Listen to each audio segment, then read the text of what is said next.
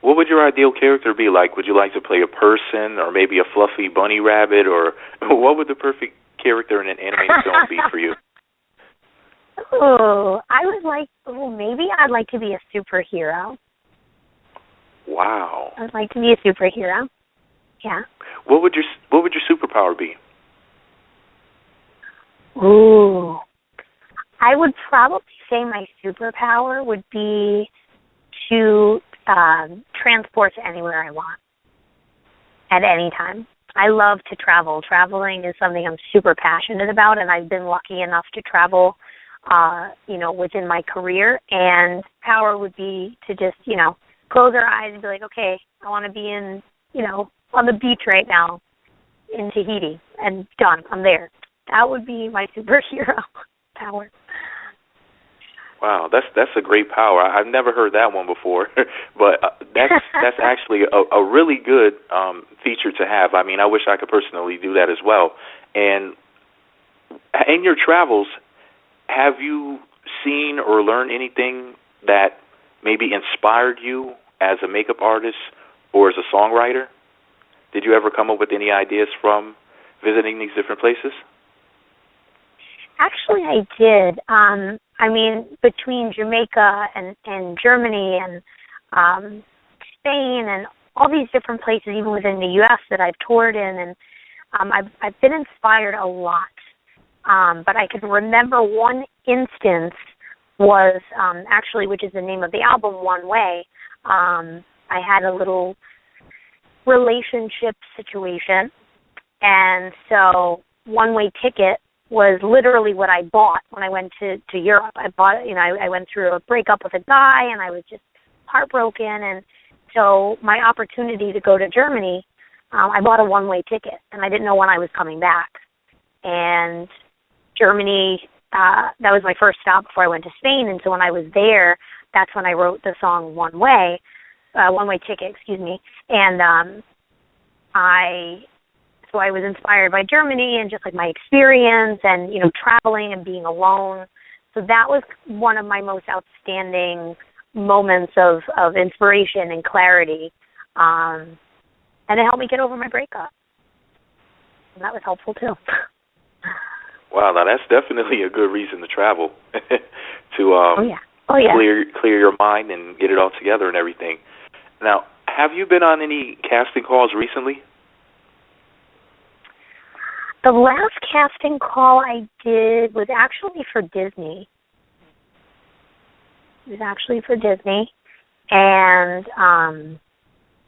I came very close to making it to the last spot, but unfortunately they went a different direction. And, it was an amazing experience. I made great connections. And if I could give any advice to anybody upcoming who's just getting into auditioning for anything, really, is you can never give up. You never know what they're looking for. You never know what comes out of it. And it's always a great experience to get up and showcase your talent. You walk away with more experience, more confidence. You feel good about yourself, and you grow and you learn from it. Well, that's definitely good advice. But can you tell us what the project was, or is that a secret thing? Is something that hasn't been announced yet, maybe? Well, it was back a little while ago, so I'm assuming they must have somehow released it. It was something within the Disney parks in Orlando. I believe they were trying to put together an a cappella group similar to, I'm trying to think of their name. Is it Tectonic, or I forget the name. It's an a cappella group, but their voices are unbelievable. I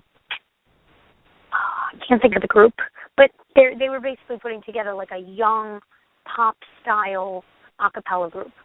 So they were looking, I believe, for 4 gentlemen and 1 girl.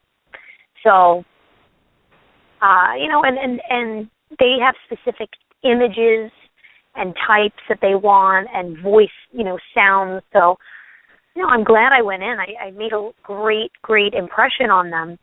So hopefully something will come of it in the future. But that's what it was for. Absolutely. Now, when you're not singing and you're not acting, you're also modeling. Now, can you tell us anything about any up and coming modeling projects? Are you still currently modeling?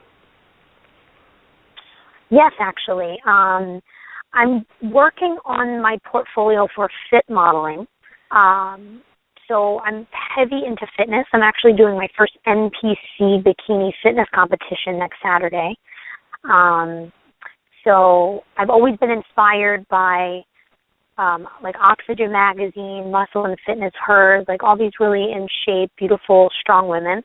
And so right now I'm putting together a portfolio. I'm working with some independent photographers as well as some well-known photographers. One in particular, his name is Barry Morgenstein. He's one of the top headshot photographers in all of New York City. Him and I are working on a project together. So basically I'm putting together all of these images, and I'm going to shop them around and get into, hopefully get a sponsorship with a fit company and be able to wear their gear and promote them, as well as I just modeled for for a jewelry line, an upcoming jewelry line, very high end. Gigi Ferranti, jewelry.com. She's a personal friend and client of mine, and her jewelry is absolutely beautiful. So I'm getting asked to do a lot of projects, and the modeling is really coming up right now. Oh, that sounds good. Now, other than modeling, singing, and acting, you have another talent that you happen to excel at, and you're an accomplished makeup artist. Now, you've done makeup for everyone from Olympic gold medalist Dorothy Hamill to the Nick City Dancers, Rosie O'Donnell, former Vice President Al Gore. How long have you been doing makeup? Amateurly, I would say since I'm freshman in high school. No, probably earlier than that. I mean, even when I was very little, my friends would tell me, oh, you used to bring your makeup, and like we would play and have sleepovers, and I always was into the hair and makeup. It wasn't until I graduated high school that I went to beauty school right after high school. So it was about 10 years now that I've been doing it professionally. I worked for every company from MAC to Chanel to SK2, Benefit, NARS. I've worked for almost every major brand.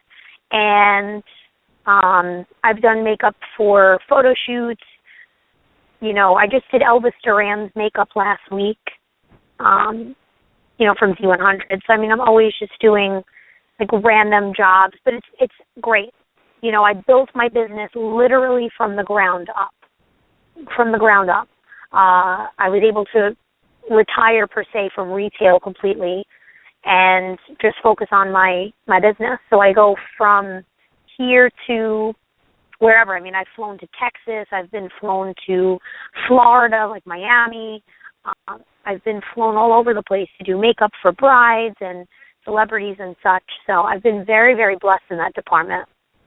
Right. Now, on Instagram, I saw a photo of you where you had pink lips and they were tattooed on your arm. Is that a logo or some sort of reference to your makeup business? It's my personal logo. It is actually my lips. Those are my lip print, and that is my logo. And to me, it kind of encompasses everything. To me, it's my makeup. I assimilate it with all of my things because I guess it kind of describes me. I'm a very kissy, lovey person, and I feel like lips represents love, and kisses are very intimate, and so I guess it is just kind of my brand. I mean, I have lips everywhere on my car, my suitcase. All my makeup brushes have like a lip imprint on them, so I carry that logo with me everywhere, and I really, really wanted to get a new tattoo. I have about 6 of them now, and so that was I just was inspired by, the success of my career, and I felt like it was something I wanted to do. So I love it. I'm very excited about it. Absolutely. Now, you did an interview with Live magazine where you explained to women the do's and the don'ts of wedding day makeup. And in the interview, you stressed the point of doing something called a makeup trial. What's a makeup trial, and why is it important to have one in preparation for a woman's big day? Well, I think that, like everything, you know, you have an idea in your mind, and sometimes when you execute it, it doesn't always the way you want it. You know, I think that goes with a lot of things in life. And so I feel like makeup artistry is just that, it's art. And so you're really doing art on someone's face if you think about it. And everybody has different personal preferences. So I think it's really important for me to go and meet the client, talk about what they want, get to know them, the theme, the color, the sense of the wedding and their style, because everybody has a different style. There's no rules. Everybody thinks there's rules about makeup and hair, but there's really not. Everybody's different. You know, you have different ethnicities, skin types, skin tones, and it's so important to customize and be personal with your client. And so for me, the trial is it's actually a lot of fun. You know, we play music and we look through photos and we pick out some looks, and then basically I execute the look and we check it out. We take pictures, we talk about it, we discuss what's going to happen the day of. And in a lot of ways that puts the bride's mind at ease, because they're like, okay, I know what I'm going to look like. I don't have to worry, because really besides the dress, the hair and the makeup are the next important things for the bride. And she wants to feel her absolute most beautiful and timeless self. So that's why the trial is so important. So the day of, I know what I'm doing exactly, and she knows, and we're both comfortable with each other, and you create a rapport. And it's very important to create a rapport with people in any industry that you're in. Absolutely. And one of the things that you mentioned was the fact that when you do makeup, you happen to be an actual artist. You know, there's an actual art form to it. And I think it's really, really important that people understand that. And I think that it's really interesting that you said that, because when you're not making women look beautiful for their weddings, sometimes you're making people into zombies. One of the things that I read is that you did some makeup work for The Walking Dead, the cast of The Walking Dead. Yeah. And what I want to ask you, what was it like making people into zombies?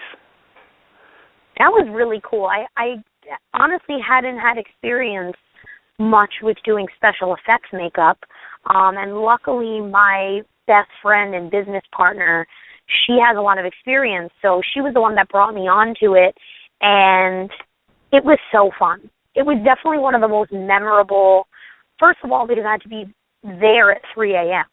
That's first off, so I'll never forget that. And it was just really cool. It was nothing I had ever done before.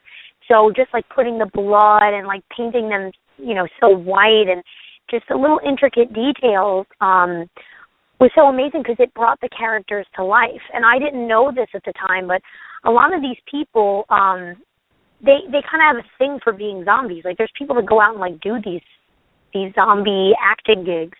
So it was once they had the makeup on, they were so in character. It was actually scary.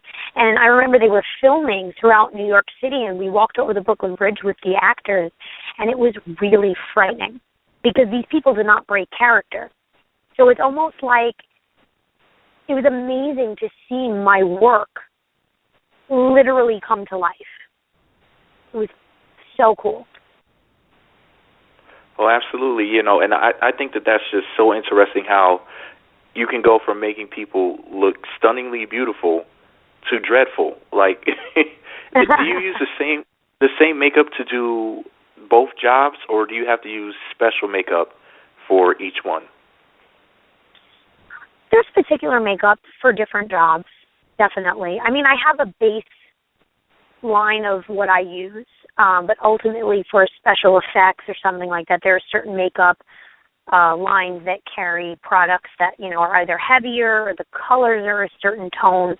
So it depends. But I feel like, as a makeup artist, it's really important to have that diversity in your kit and to be prepared. So, I don't walk around with blood, fake blood in my kit, but that's definitely something that, I needed to be prepared with when I went in that day.